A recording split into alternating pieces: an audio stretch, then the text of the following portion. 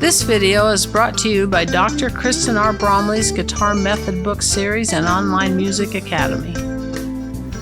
Hi there, I'm Dr. Kristen Bromley. So delighted to have you joining me here in my online guitar academy. In this quick answer episode, I'm going to talk about the differences between major chords, minor chords, and dominant 7th chords. So help with a little bit of theoretical understanding there. Major chords, minor chords, and dominant 7th chords are the most common types of chords we play in music. So that major sound versus that minor sound versus that dominant 7th sound. I could play that here too. Just exemplified them with C, so I played C major, played C minor, played C7. So, those chords are so common in almost all the songs that we play. I'll talk a little bit about the theoretical difference. So here on the board, we're going to start with major chords versus minor chords. So I've got written up here a staff, treble clef staff, with a C major scale, C, D, E, F, G, A, B, C. Each of the notes in that scale will have a number, so C, because it's a C major scale, C is the starting pitch, so that's number 1, D is the next one, then E, F, G, A, B, C, so those can be numbered 1, 2, 3, 4, 5, 6, 7, 8, if we started over at C.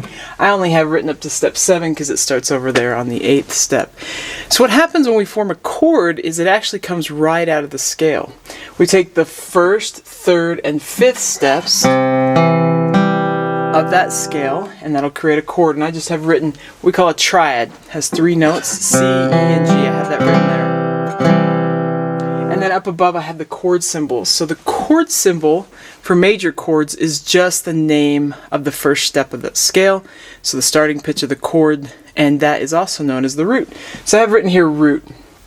And I've got squares around the 1st, 3rd, and 5th, and that's because those are the notes that we're pulling out of that scale to play the chord. There's another way that we can look at it, and that's intervallically. So intervals are the distance between 2 pitches. From the root to the major third is what we have here, root to the major third. So we have a major third in the chord. And then sitting above the root, we also have the perfect 5th. So root, 3, 5, root, major third, perfect 5th, all above the root. Now you might think, if you play the guitar or the piano or an instrument where you play chords, you might note that a lot of times you play chords that have more than 3 notes. Well, we can double any of these notes again and create different voicings, but at its core, we have root 3, 5. So, for example, on the guitar, when I play C major, we've actually sort of the most standard first position way to play it. We have root 3rd, 5th, root 3rd, so that's one way to do it. I could come up here and play root 5, root 3. Or if I catch the one on the top, I can have root 5, root 3, 5. Or I could play it here, root 5, root 3, 5, root. Or I could just play root 3, 5, root. So lots of different ways to play a C major chord that create different voicings, different ways of voicing that. They all have a slightly different sound. We might have different reasons we want to play one chord versus another. When we're harmonizing a melody, the melody note's usually on top and the other ones are below, so sometimes that'll create a different voicing. Now, as we look at the difference between the major chord and the minor chord then, the minor chord comes from a minor scale. And there's a lot of different types of minor scale. I have a melodic minor, an ascending melodic minor scale written here, so all I've done is flat the 3rd because that's what is affecting our chords. So a flatted 3rd. So I have 1, 2, flat, 3, 4, 5, 6, 7, and then I can start over at the root. So that's going to be the main difference between the minor chord and the major chord, is that it has a flatted 3rd. A root, the flatted 3rd, and the 5th. Root, flat, 3, 5. Intervallically, what we have is that root again, and this time it's referred to as a minor 3rd. So this is why we have a minor chord, we have a minor 3rd. The 3rd tells us whether it's a major chord or whether it's a minor chord. So there's the minor chord, major 3rd makes a major chord, minor 3rd makes a minor chord. If I play these notes one at a time, instead of playing them all at the same time, it's what's called an arpeggio. So I'm arpeggiating through the notes of the chord. So yeah, we get minor chords, and we can do different voicings of these, so pitches can be doubled just like with the major chords. So in the case of this C minor, I've got root 5, root, flat 3, 5. Or up here I've got root 5, root, flat 3, 5, root. That's another way to play one. And I could play others. So in the first position, we don't really play it, because we have to be able to mute the top string and just strum the inside 4, and that's kind of tricky. But if I did, I'd have root, flat 3, 5, root. I could do that there. Now, the chord symbol for the minor chord first has the name of the root, so the first step of that scale, it's got the name of that. So in this case, we're doing C, and we have C again. And then it's going to have something after it that tells us it's a minor chord, like a lowercase m or a dash. Once in a while, you might see mine. So written up here above, I have C with the lowercase m telling us it's minor, or C with a minus sign telling us that it's minor, versus just the root being written. That's how we can tell the difference between chords that are supposed to be played major and chords that are supposed to be played minor. And now we'll look at the dominant 7th chords. They're easier to understand now that we've got these triads down that are sort of the core of most of the chords we play. Most of the chords we play most of the time are major chords or minor chords. And then when we have a dominant 7th chord, we're adding the 7th step to that chord. So we'll look at that next. In looking at dominant 7th chords, it can help to compare them to major 7th chords. So there are two types of 7th chords: major 7th chords and dominant 7th chords.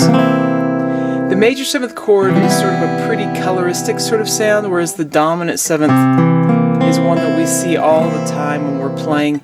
This chord, dominant 7th, it has a tension in it that begs to be resolved. So, taken home, so to speak. This is the climax point in a progression, takes us back to where we expect it to resolve us to. Sometimes the dominant 7th chord, you might hear it referred to as the 5/7 chord, because in a given key it comes off of step 5, and it resolves back to the tonic, or the 1 chord, the home chord of the key. So, let's look at major 7th chords versus the dominant 7th chord in theory. A major 7th chord has the major triad, as we were just talking about earlier.